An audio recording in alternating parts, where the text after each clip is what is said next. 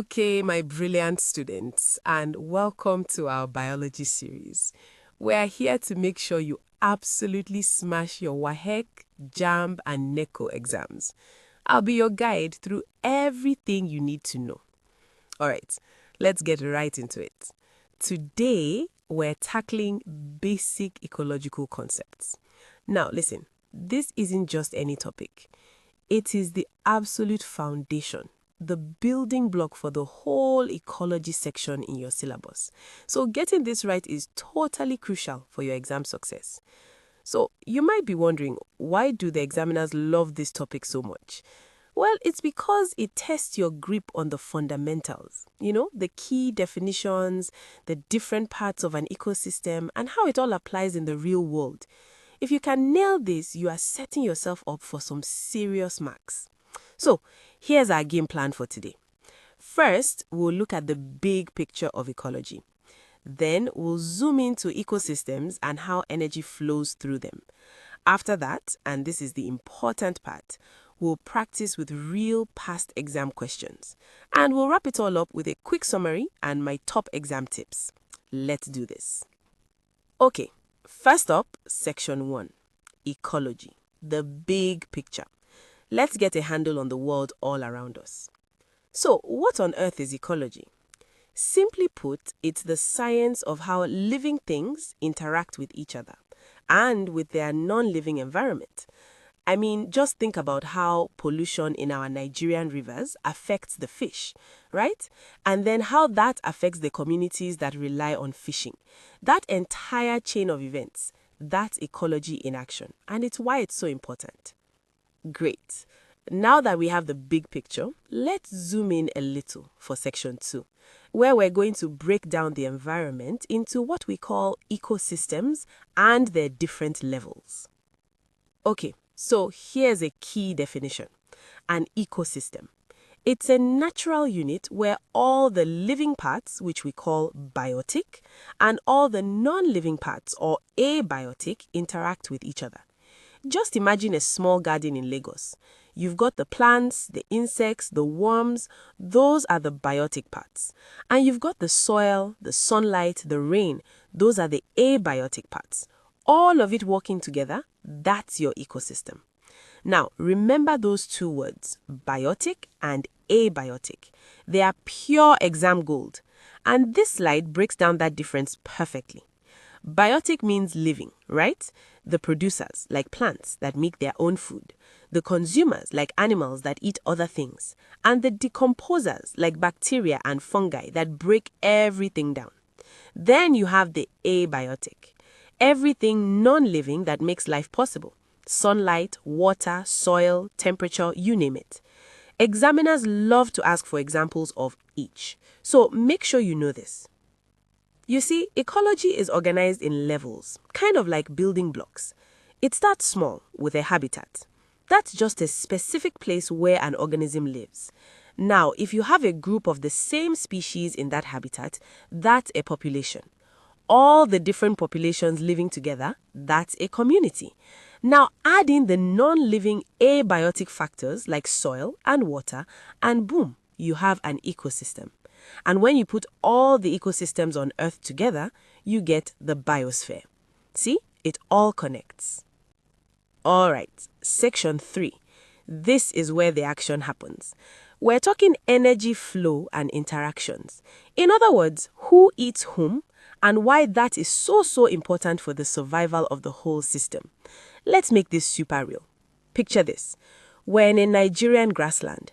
The story starts with the producer, the grass, making its own food from sunlight. Along comes the grasshopper, our primary consumer, and it eats the grass. Then a lizard, the secondary consumer, zaps the grasshopper. And finally, circling above, a hawk, the top predator, swoops down and eats the lizard. Those arrows are key. They show which way the energy is moving.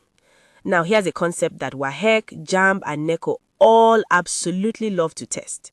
The 10% rule. Pay attention to this. At each step up the food chain, only about 10% of the energy actually gets passed on. So, what happens to the other 90%?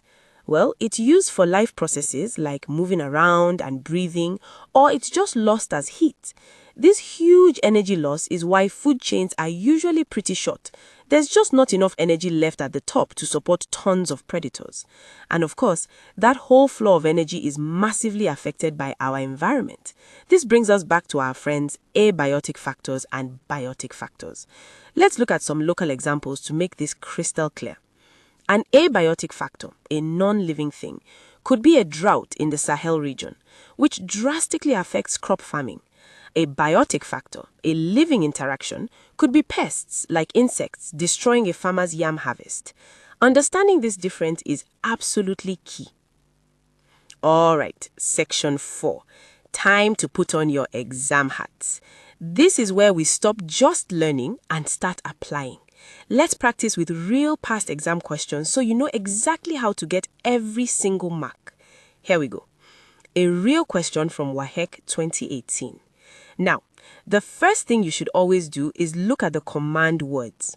See them? Explain and list. They are telling you exactly what to do. Part A is testing those definitions we just covered, and Part B wants specific examples for water and land habitats. Let's break down the perfect answer. To get full marks here, you have to be precise. For Part A, your definition of an ecosystem must include both biotic and abiotic factors interacting. For the abiotic environment, just list the non-living parts. Now for B, be specific. For aquatic, don't just say water. Talk about things in the water, like dissolved oxygen, salinity, or water currents. For terrestrial, talk about factors on land, like rainfall and humidity. Specificity is what gets you the marks. Alright, let's try a JAMB question.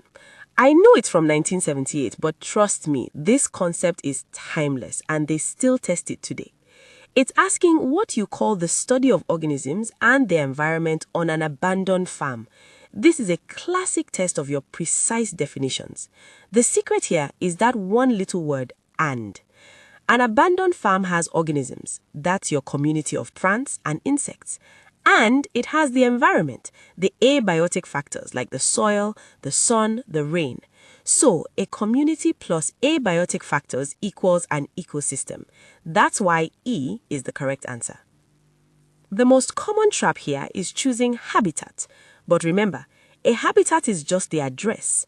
The ecosystem is the whole house and everything happening inside it. And finally, a sample NECO question. Look closely. It has 3 parts. They want you to define, then list and explain, and then, very important, illustrate with a diagram. NECO loves to test your practical skills, so that diagram can make or break your score. Okay, for the answer, you first list the 4 components: producers, consumers, decomposers, and abiotic factors. Then you briefly explain what each does. For the diagram, draw something simple like grass, rabbit, fox. Now, the single most important thing here is your arrows. They must point in the direction of energy flow. So, from the grass to the rabbit. Get that wrong and you lose easy marks. And please, label everything clearly. Phew! We've covered a lot. So let's bring it all home with our final section. A quick summary and my absolute top exam tips. Think of this as your final checklist for success. Alright, let's do a quick fire recap. Ecology is the study of interactions. An ecosystem includes both the living, biotic, and non-living, abiotic factors. A population is just one species, and a community is all the different species interacting together. Got it? Good. Keep these definitions sharp in your mind. And here are my golden rules for your exam. 1. Always define your terms precisely. Use the keywords from your syllabus. 2. When you draw diagrams, please draw them neatly with a ruler and straight lines. 3. Be specific. Don't just write bad weather. Say low rainfall or high humidity. 4. Follow the command words. If the question says list, you just list. If it says explain, you give the details. Simple as that. If you found this tutorial helpful, I would really appreciate a huge favor if you'd just like this video, share it with all your classmates, and of course, subscribe to our channel. Also, don't forget to visit www.examclip.com, where you'll find thousands of free practice questions and answers. Come on, let's smash these exams together.